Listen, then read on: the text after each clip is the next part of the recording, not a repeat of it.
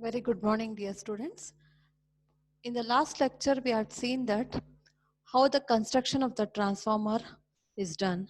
That is both core type and shell type transformer. So let us now continue with the principle of operation of a transformer. Transformer is a static device which transforms electrical energy from one circuit to another without any direct electrical connection and with the help of mutual induction between the two windings. So that is, it operates on the principle of mutual induction. So here actually two principles are involved. One is electric current flowing through the coil produces magnetic field or electromagnetism. Secondly, a changing magnetic field within the coil induces an EMF across the ends of the coil. That is through electromagnetic induction. So let us now understand the working principle. So in the diagram over here, so on the left limb of the magnetic core, there is a primary winding which is connected to the AC supply, and on the right limb of the transformer core is connected the load. That is, it is called a secondary winding. Secondary winding is connected to the load.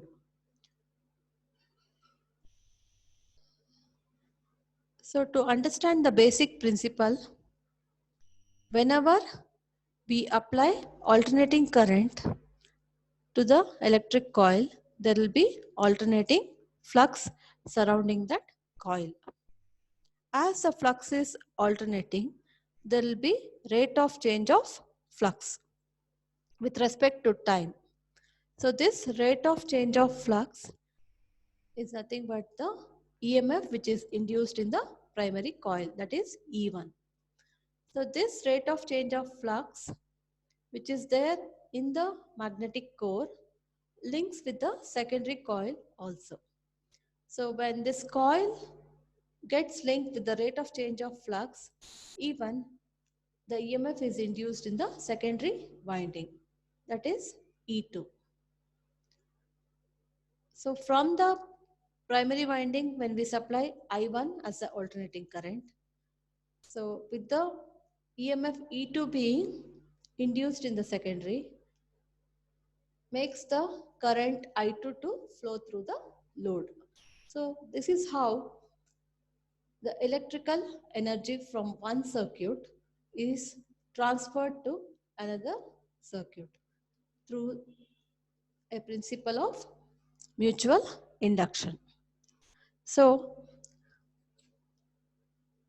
basically, we say that the winding which takes the electrical power from the source is the primary winding, and the winding which gives desired output due to mutual induction is called secondary winding.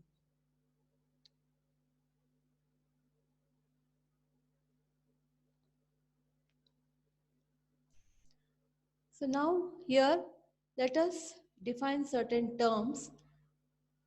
N1 as the number of turns in the primary. Let N2 be the number of turns in the secondary. Let E1 be the induced EMF in the primary. And E2 be the EMF induced in the secondary. Let I1 be the current in the primary and I2 be the current in the secondary. If the number of turns in the secondary is greater than number of turns in the primary, it is called step-up transformer. If the number of turns in the primary is greater than number of turns in the secondary, then it is called step-down transformer. If both the number of turns are equal, then it is called isolation transformer. So let us now derive EMF equation of a transformer. So again consider here N1 as the number of turns in the primary, N2 as the number of turns in the secondary.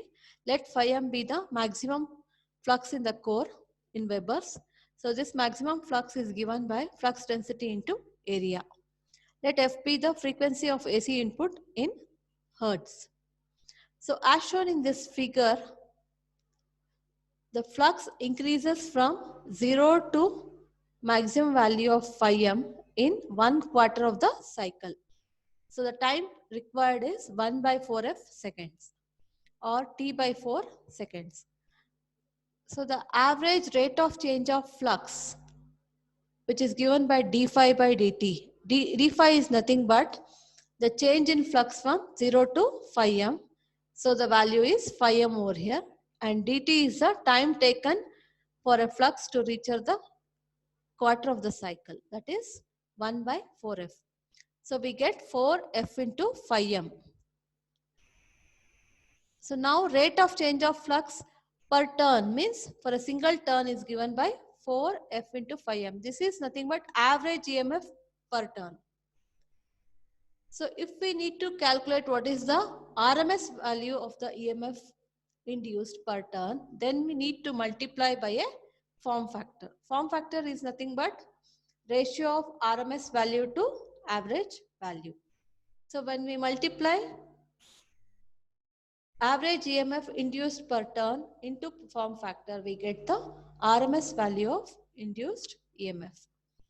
Now this RMS value of induced EMF, if we consider across the primary winding, so we need to multiply by number of primary turns. So we get 4.44 F N1 into 5M. Again 5M is nothing but BM into A. So we get the EMF equation in the primary E1 as 4.44 F N1 into 5M. So in the secondary, we can derive in the same way. So we get 4.44 F N2 into 5M. So instead of N1, we have N2. So this is the derivation for EMF equation of a transformer. Now let us define an important ratio called as transformation ratio, or also called as turns ratio, and it is denoted by K. It is defined as the ratio of secondary voltage to the primary voltage. So when we substitute the values of E2 and E1, which we have derived right now, we get K is equal to E2 by E1, that is equal to N2 by N1, also V2 by V1. For an ideal transformer, MMF in the primary is equal to MMF in the secondary, that is magnetomotive force. So N1, I1, MMF is nothing but ampere turns. So here ampere turns means current into turns. So N1 I1 is equal to N2 I2. So therefore we have the final expression for transformation ratio as E2 by E1, N2 by N1 and V2 by V1 also equal to I1 by I2. So with this we come to end of this lecture, and let us continue with the next topic in the later lectures. Thank you.